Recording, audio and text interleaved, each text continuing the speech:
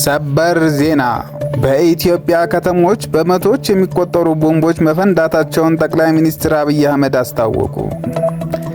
በኢትዮጵያ በመቶዎች የሚቆጠሩ ቦምቦች መፈንዳታቸውን ጠቅላይ ሚኒስትር አብይ አህመድ አስታውቀዋል። ይህ ምርጫ እንዲደናቀፍ በመቶዎች የሚቆጠሩ ቦምቦች በየከተማው ሲለቀም ኖረናል።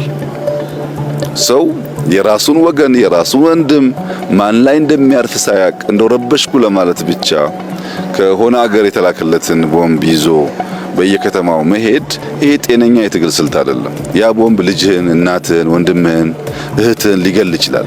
ጠላት ላይ የሚያርፍ አይደለም። ቦምብ ሁለት ጠላትና ወዳጅ ተብሎ በተለዩ ኃይሎች ድንበር ተለይቶ የምትወራወረው ጉዳይ እንጂ ማህበረሰብ ውስጥ ኳስ የሚጫወት ሰው ውስጥ ምርጫ የሚያደርግ ሰው ውስጥ የምትገባው ጉዳይ አይደለም። ምርጫው ውስጥ ማን እንዳለ ስለማይታወቅ ምርጫው በከፍተኛ የፖለቲካ ውጥረትና የጸጥታ ስጋት ውስጥ ይገኛል።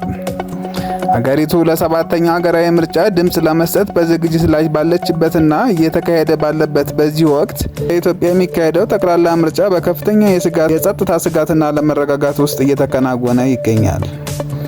ከ5-10 ሚሊዮን ህዝብ በላይ ለህዝብ ተወካዮች ምክር ቤት አባላት ድምጽ ለመስጠት ቢመዘገብም በሀገሪቱ የተለያዩ አካባቢዎች ባሉ የታጠቁ ኃይሎች ግጭቶች ምክንያት ሂደቱ ሙሉ በሙሉ ሰላማዊ ሊሆን አልቻለም።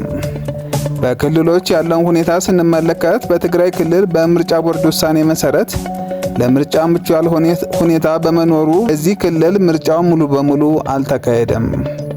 በኦሮሚያ ክልል በኦሮሞ ነጻነት ሰራዊትና በፌዴራል መንግስት መካከል ያለው የትጥቅ ግጭት በክልሉ ከፍተኛ የጸጥታ ስጋትን ፈጥሯል። በአማራ ክልል ከአማራ ፋኖ ጋር ባለው ግጭት ምክንያት በክልሉ ቢያንስ 8 የምርጫ ክልሎች የድምጽ መስጠት ስነ ስርዓት እንደማይኖር ተገልጿል። በአማራ ክልል ከፌዴራል መንግስት ጋር ትግል እያደረገ ያለው የፋኖ ታጣቂ ቡድን ይህንን ምርጫ ህገወጥና የብልጽግና ፓርቲ ስልጣን ለማራዘም ብቻ የተዘጋጀ ድራማ ነው ብሎ እንደሚያምን አስታውቀዋል። ቡድኑ በአማራ ህዝብ ላይ የደረሰ ያለ ነው የሚለውን ጥቃትና መገለል በመጥቀስ በዚህ ምርጫ ላይ የሚሳተፍ ወይም ድምጽ የሚሰጥ ማንኛውም አካል የአማራ ህዝብ ጠላት አድርገን እንቆጥራለን ሲል ግልጽ ማስጠንቀቂያ ሰጥቷል።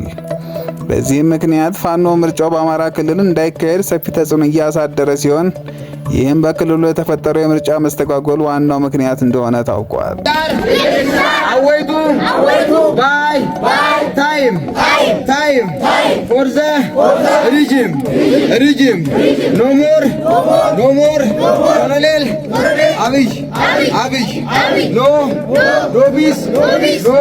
In Ethiopia, members of the Amhara people have held peaceful protests to voice grave concerns over the credibility and inclusiveness of the country's upcoming elections. According to a statement from the Foreign Affairs Department of the Amhara Fano National Movement, the demonstrations highlight fears that the current electoral process is neither transparent nor representative of the people's will. The group insists that for any vote in Ethiopia to be democratic, it must be conducted in accordance with established legal standards. However, the movement says it cannot support the current process, alleging it is being used to allow the administration in Addis Ababa to remain in power for another 5 years. They further claim the election is being used to prolong what they describe as tragedies and atrocities against the Amhara population. While the protesters maintain they are committed to democratic principles and the rule of law, they are calling for urgent changes to ensure public trust and to protect the voices of citizens. The statement concluded with a call to end the violence in Ethiopia and a